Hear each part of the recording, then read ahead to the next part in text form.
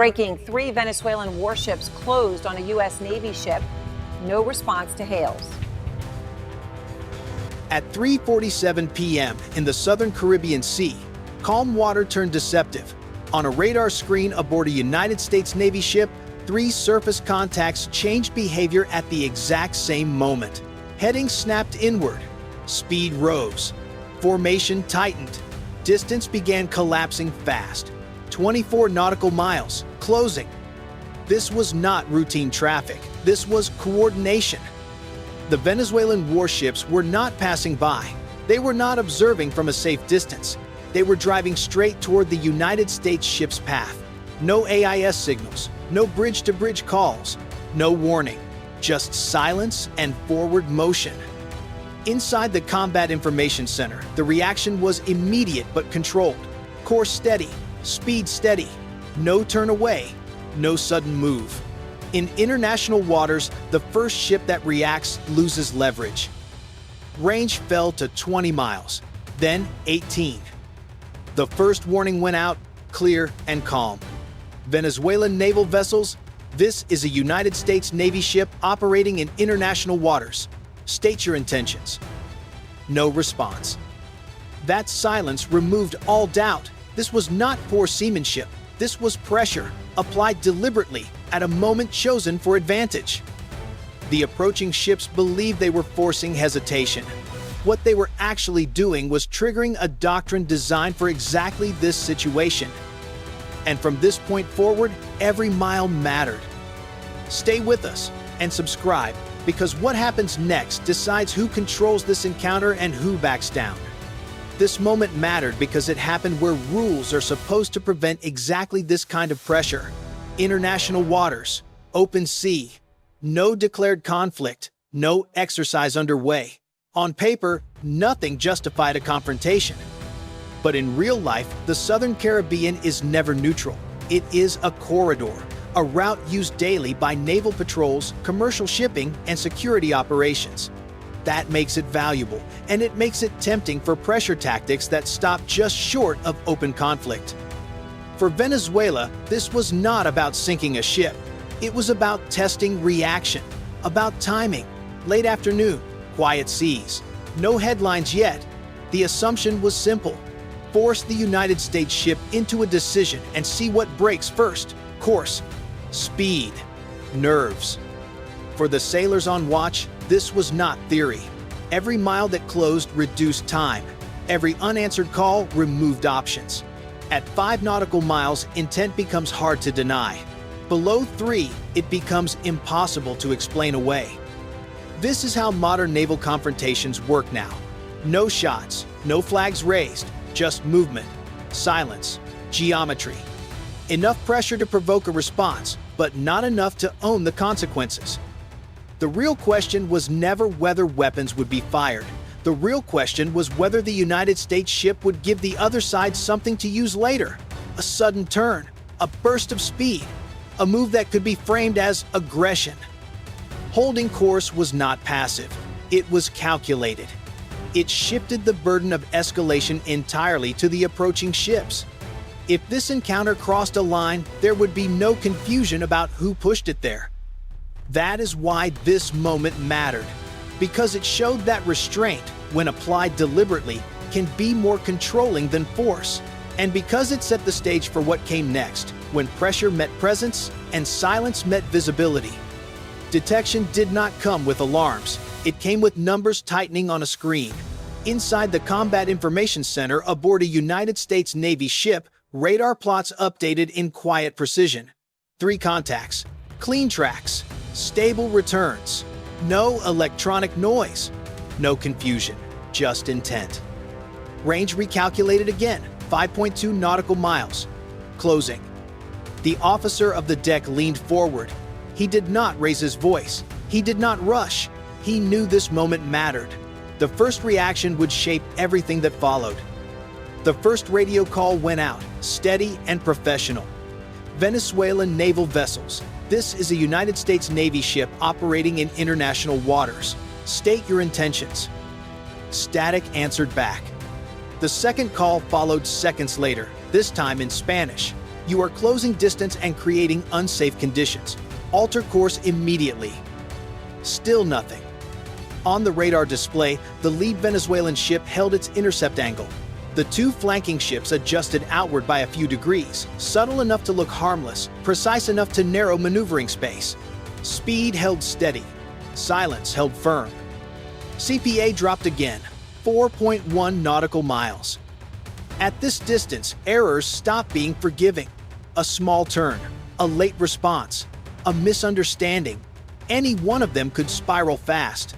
The watch team understood that this was no longer a theoretical exercise. These were real ships, real crews, real consequences. Additional sensors came online without announcement. Long-range optics locked onto the lead hull. Electronic systems listened quietly, recording every emission. No jamming, no warnings, just awareness. The ship itself did not change behavior. Course steady, speed steady. No flinch. This was the moment many commanders dread. Do you react early and risk looking aggressive, or hold steady and accept the pressure? If you believe the ship should have maneuvered to avoid danger, comment 1. If you believe holding course was the right call, comment 9. Range fell again, 3.8 nautical miles. On deck, movement was visible through optics. Sailors appeared near the bow of the approaching ship. Helmets on, posture alert, no weapons manned, but no one pretending this was routine. Inside the United States ship, the captain watched the plot without speaking. He was not waiting for the situation to explode. He was waiting for the moment when response would be unavoidable and undeniable. That moment was getting closer with every second. The situation did not explode, it compressed. On the radar display, the geometry tightened again. The lead Venezuelan ship stayed on a near-direct intercept path. The two ships on either side drifted just enough to apply pressure from both angles. Not a surround. Not yet. But the space to maneuver was shrinking fast. Range fell to 3.6 nautical miles. No sound carried across the water. No horns. No radio traffic. Just hulls moving forward with intent. In close encounters like this, silence is not neutral. Silence is a signal. Inside the ship, the watch floor grew still. Updates came in clipped phrases. Bearing changelog. Speed confirmed. CPA recalculated. Each number mattered more than the last.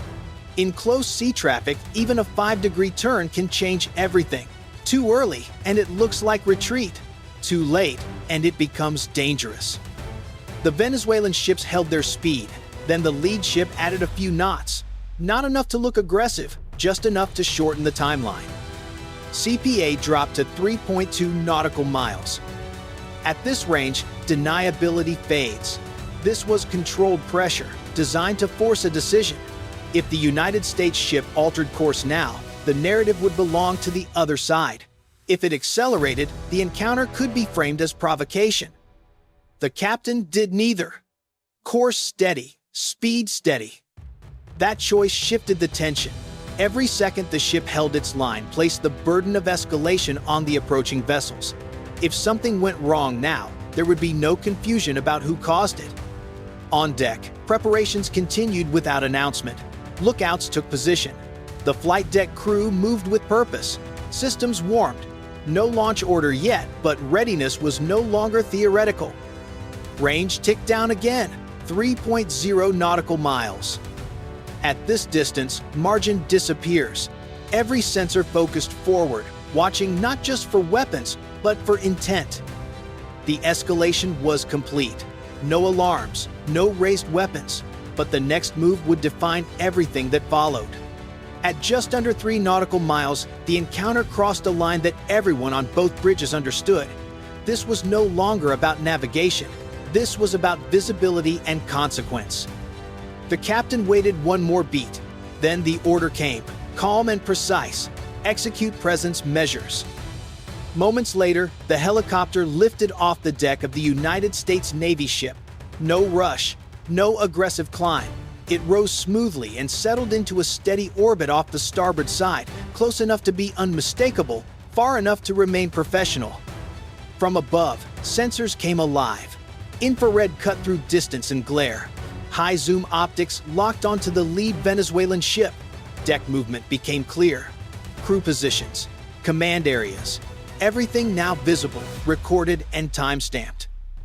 Then came the signal that changed the tone. A non-lethal green laser steadied on the bridge windows of the lead ship. It did not flash. It did not wander. It held. There was no confusion about what it meant. The warning followed on open frequency. Venezuelan naval vessel, this is a United States Navy aircraft. You are conducting unsafe maneuvering. Your actions are being recorded. Alter course immediately. Spanish followed. For a moment, nothing changed. The ships kept closing. The silence held. And this was the point of no return. If the Venezuelan ships continued forward, the escalation would be theirs to own. Fully visible and fully documented. This was the decision point. Push further or step back. If you think Venezuela should have continued to test the limit, comment 1. If you think this was the moment to break off, comment 9. The helicopter did not move. It did not chase. It simply stayed there, watching, waiting, removing all doubt. And then the radar numbers began to change. The change did not announce itself with sound. It appeared as numbers shifting on a screen. On the radar plot, the lead Venezuelan ship began to slow. 26 knots dropped to 24, then 22. Seconds later, the two ships flanking it followed. Their wakes shortened. The tight geometry that had been pressing forward began to loosen. Inside the Combat Information Center, no one celebrated. No one spoke. Every eye stayed on the data. Speed confirmed. Bearing change noted. CPA recalculated. For a brief moment, nothing else moved. The helicopter held its orbit, steady and unblinking. Sensors stayed locked. The green laser remained fixed on the bridge windows of the lead ship, not as a threat, as a record.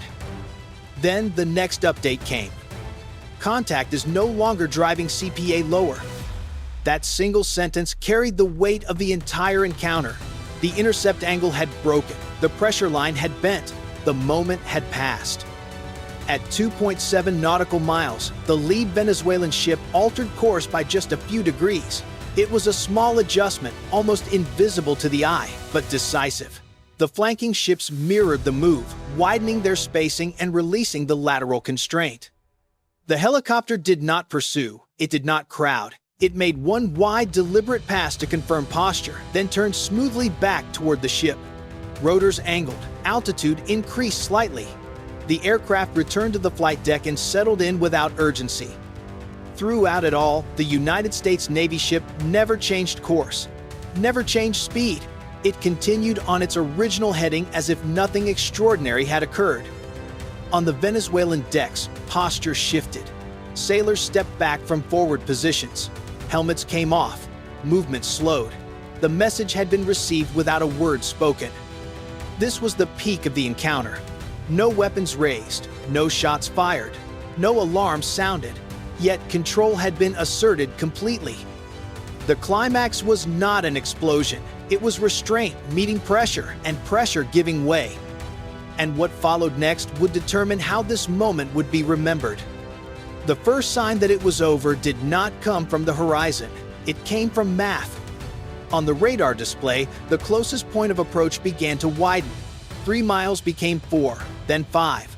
The tracks that had been converging slowly separated, no longer intersecting, no longer pressing. The geometry had changed, and with it, control of the encounter. Visually, the shift followed. On the Venezuelan decks, sailors stepped away from forward positions. Helmets came off. Movement slowed. The posture was no longer confrontational. It was observant. The challenge had ended without needing to be announced. Inside the United States ship, there was no reaction meant for show, no pursuit, no escalation. The ship continued on its original course, engines steady, watch rotations unchanged. That restraint mattered as much as any earlier decision. Ending pressure cleanly prevents the next one from starting immediately. Every second of the encounter had already been archived. Radar data, optical footage, flight recordings. If questions came later, the record would be clear. One side approached deliberately, the other stayed lawful and steady. When visibility removed deniability, the pressure broke.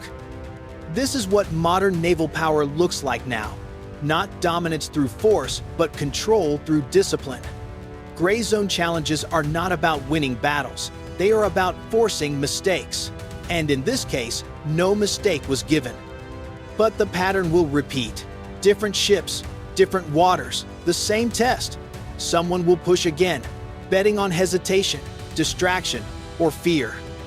So, the question remains, should the United States respond more aggressively when challenged at sea, or is calm restraint the stronger weapon?